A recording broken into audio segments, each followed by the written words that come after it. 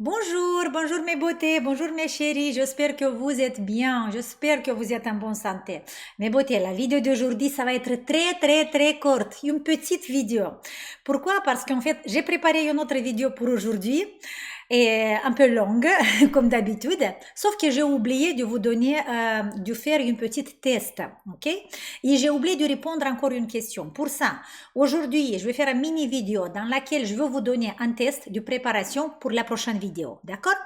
Et je vais vous donner aussi, je vais répondre à une question qui est très suivante, qui ça répète cette question, comment intégrer plusieurs programmes d'Orina toute seule sans prendre une consultation avec toi. Je vais vous donner une petite astuce aujourd'hui, simple, comment combiner les programmes et faire le test, ok?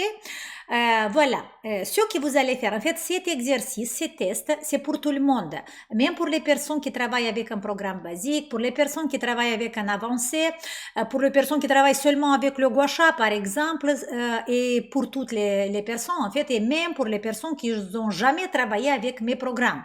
Par contre, les nouvelles personnes qui sont sur le site, si vous voulez, parce que vous me demandez où sont les programmes, on ne le trouve pas, en fait, les programmes, dans la description de la vidéo, en fait, les filles, il y a un petit truc comme ça, et vous appuyez, et là, ça s'ouvre la description de la vidéo.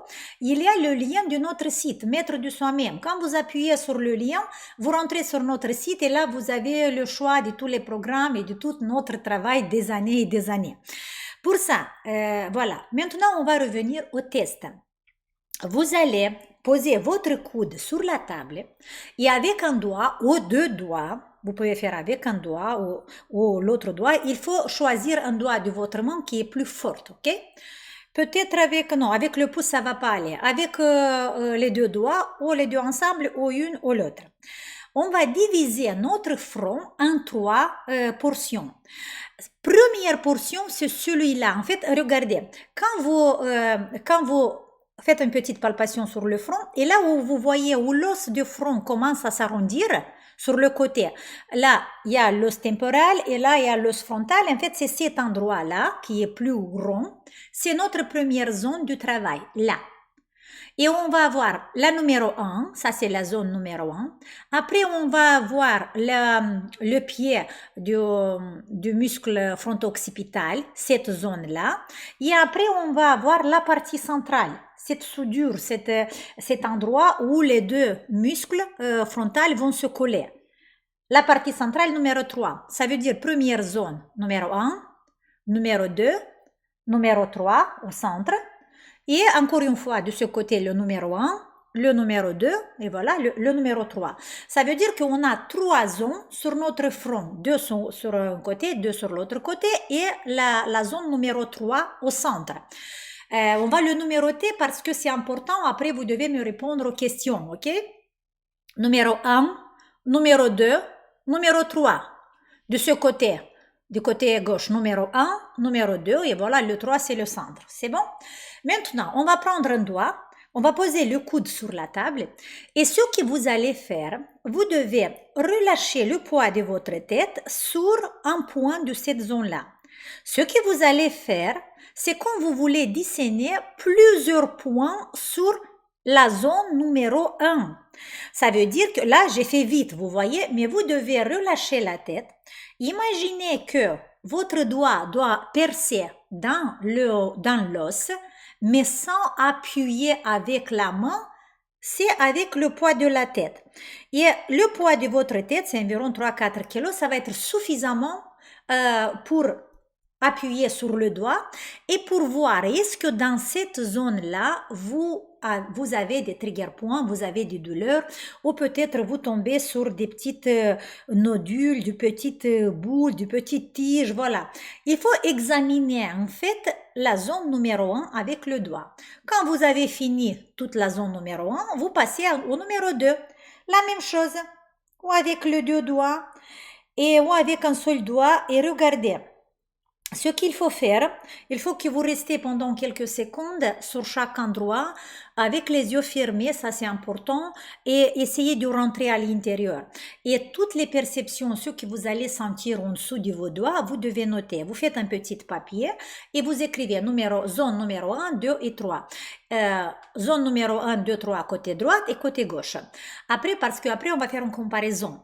Vous allez examiner avec le doigt, comme je vous ai dit tout à l'heure, et écrire, voilà, dans la zone numéro 1 à droite, j'ai trouvé des points très douloureux, j'ai trouvé des points qui, je sens rien du tout, peut-être j'ai trouvé des petits nœuds, des petits boules, des petits tiges, ce que vous trouvez, cette description, vous allez le faire sur votre papier.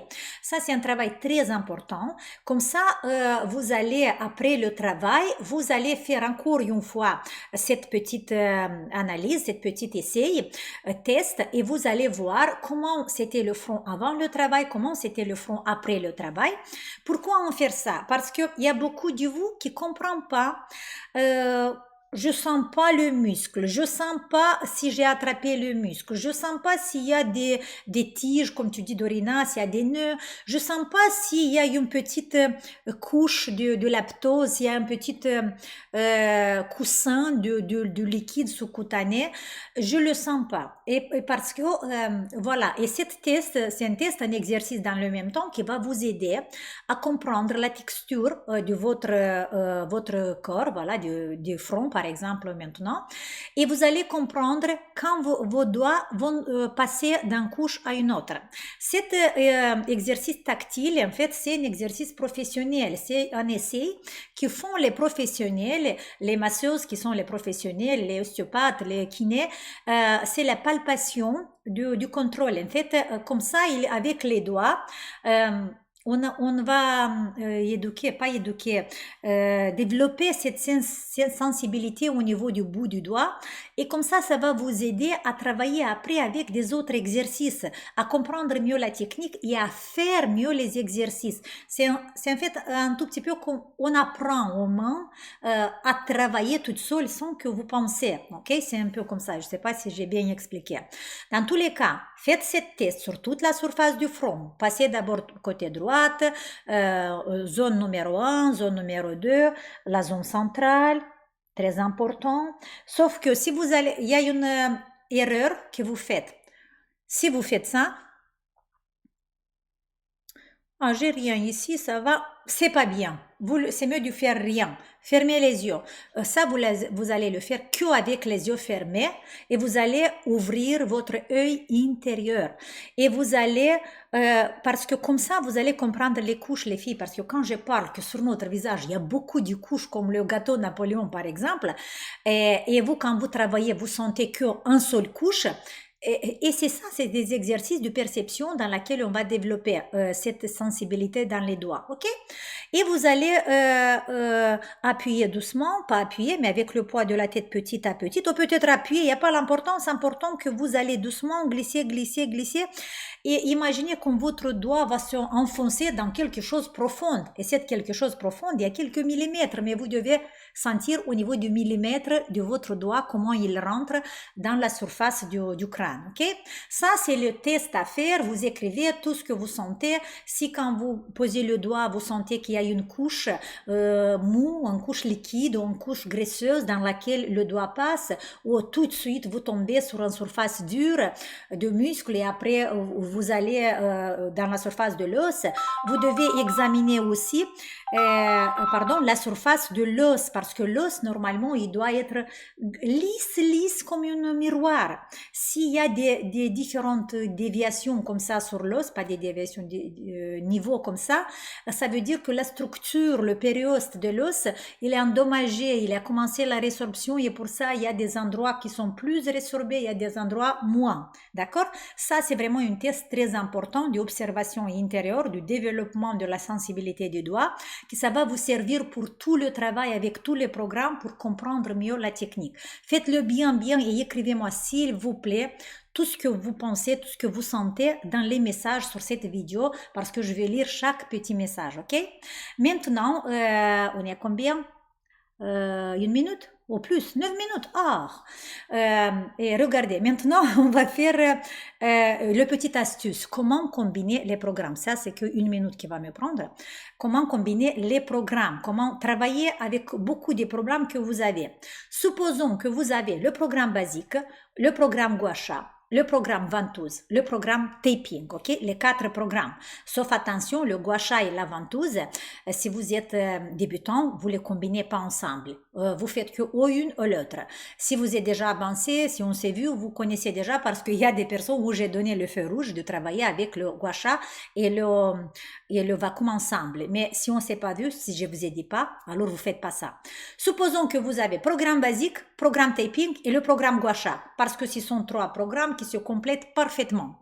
Ou peut-être programme basique, programme taping et vacuum, aussi ça complète parfaitement. Vous faites quoi? Aujourd'hui, par exemple, dans votre planning du programme basique, vous avez travaillé les trapèzes, vous avez travaillé la partie latérale du cou, vous avez eu un exercice du masséter et vous avez eu un autre exercice du front. Alors, vous pouvez, quand vous connaissez, vous savez pas comment je fais maintenant avec le tape et le Gua Sha. Mais le secret, c'est vraiment très simple. Vous allez chercher dans votre programme Gua Sha les exercices qui correspondent à cette zone. Ça veut dire, trouver un exercice du Gua Sha pour les trapèzes, un autre exercice pour la partie latérale du cou, un autre exercice sur les masséters et un autre exercice, par exemple, sur le front. Ça veut dire que vous travaillez la même zone que vous avez travaillé avec le programme basique avec les exercices qui sont dans votre programme Gua Sha. Et après la nuit, quand vous vous couchez, vous faites quoi? Vous mettez encore sur les mêmes zones que vous avez travaillé, vous mettez le tape. Ça veut dire les applications qui correspondent au trapèze, aux parties latérales du cou, au masséter et peut-être au front, ok? Voilà, en travaillant avec ce type de technique, vous allez accélérer les exercices, les résultats de votre programme basique. C'est la même chose si vous travaillez avec le programme avancé. Vous faites l'exercice d'avancée, par exemple, c'est la base que vous le faites, l'exercice du programme avancé pendant la journée, et vous voulez ajouter ou la ventouse, ou le Gua Sha, ou le taping, mais qui correspondent à la même zone que vous avez travaillé. Voilà, si vous allez faire de cette façon, vous n'allez pas vous tromper. Bien sûr, il y a des exceptions, mais là, si vous avez un doute, c'est mieux que vous preniez la consultation, on se voit ensemble et on parle, ok? Voilà mes beautés, je vous fais un grand bisou, je vous fais un grand sourire, je vous embrasse et on se voit dans la prochaine vidéo qui ça va être un tout petit peu plus longue. Allez, ciao!